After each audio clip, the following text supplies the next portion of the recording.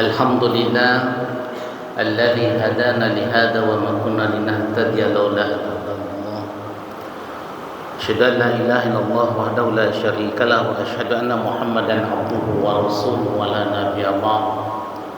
Bersyukur pada Allah dan bersalawat Nabi besar Muhammad sallallahu alaihi wasallam dengan kalimat Allahumma shalli wa sallim wa barik alaihi. Jamaah salat zuhur rahimani wa rahimakumullah. Hari ini tanggal 21 Sya'ban 1446 Hijriah. Kurang lebih dari 9 hari lagi kita akan memasuki bulan Ramadan yang menjadi bulan mulia, bulan yang kita dambakan hadirnya karena salah satu bulan yang sangat memberikan makna penting bagi seorang umat muslim. Sampai saking pentingnya itu Rasulullah sallallahu alaihi wasallam mengatakan, "Lau ta'lamu ummati ma fi Ramadan, la tamannawna kullu syuhur Ramadan." Kalau tahulah umatku apa-apa tentang yang ada di dalam Ramadan itu, maka niscaya mereka akan mengharapkan, mereka selalu mendambakan, mereka selalu mengimpikan seluruh bulan yang ada dalam satu tahun itu adalah bulan Ramadan. Saking bermakna besar nilai di Ramadan itu. Nah, oleh sebab itu jemaah berbahagia, menjelang salat zuhur berjamaah, mari kita bersama-sama untuk mengingatkan kembali bagaimana kita untuk mempersiapkan menyambut Ramadan ini. Pada kesempatan ini setidaknya ada 4 hal yang perlu kita persiapkan untuk diri kita sendiri dalam rangka menyambut hadirnya nanti Ramadan itu kurang lebih dari 9 hari ini. Dalam hal ini kami akan menghamparkan kepada jamaah semuanya tentang persiapan yang perlu kita perkuat sehingga Ramadan kita itu mendapatkan berkah, mendapatkan nilai yang mumtaz atau sempurna, mendapatkan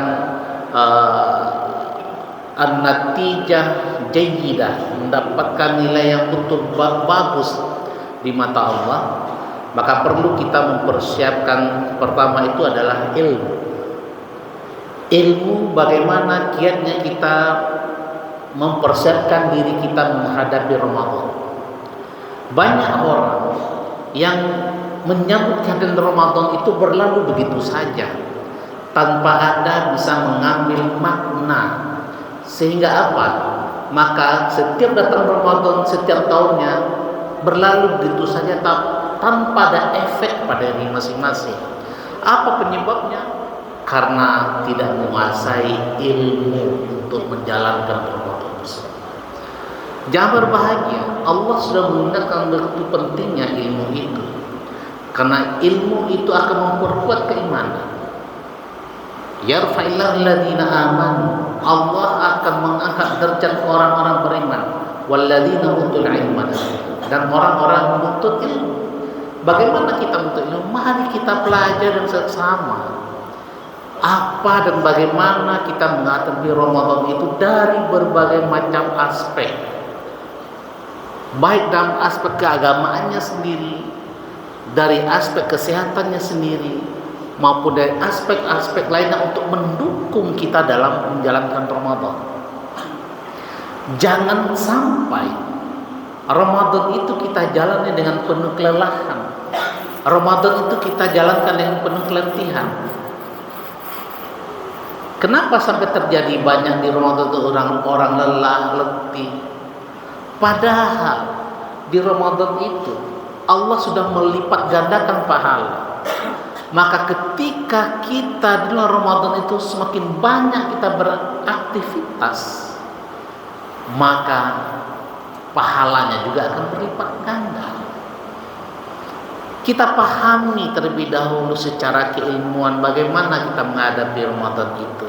Kita bisa baca buku, kita bisa melihat di media sosial berkenaan pemahaman bagaimana menjalankan Ramadan ini lebih baik dan efektif. Salah satunya adalah bagaimana kita di Ramadan tersebut membangun sinkronisasi otak dan lambung kita.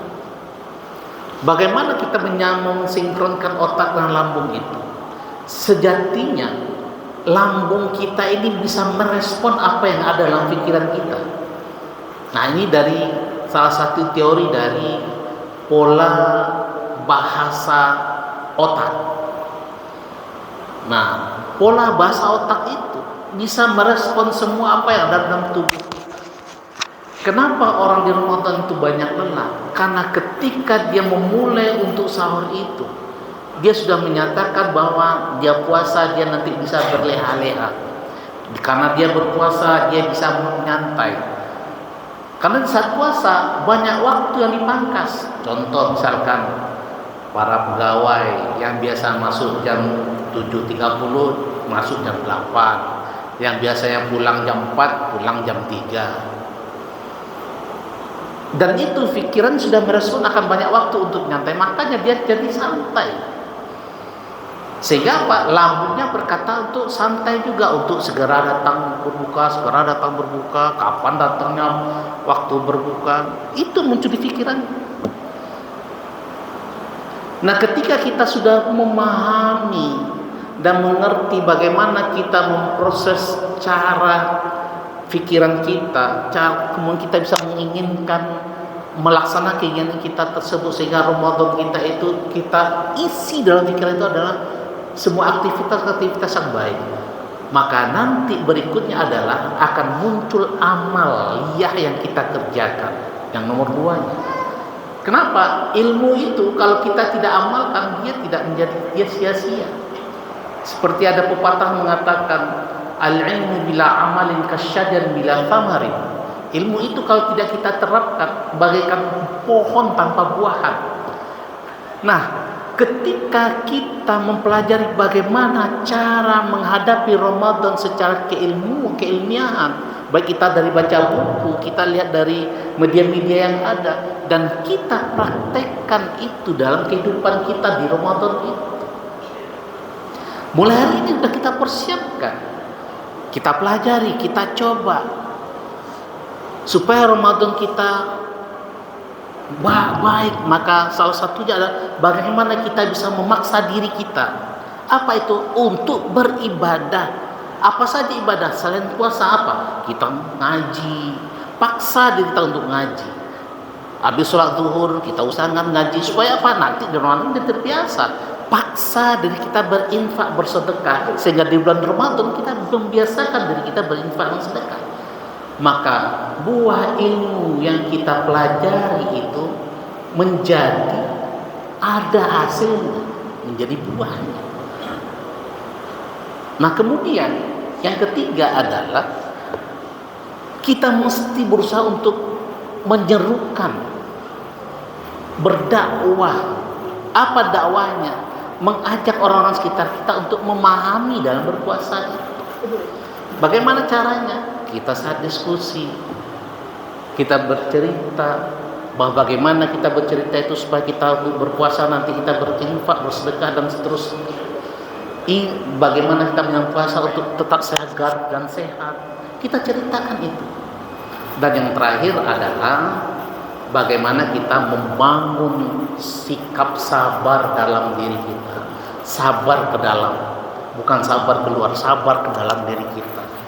Karena 4 hal ini, maka kesabaran akan bisa muncul dalam melaksanakan ibadah puasa kita nanti.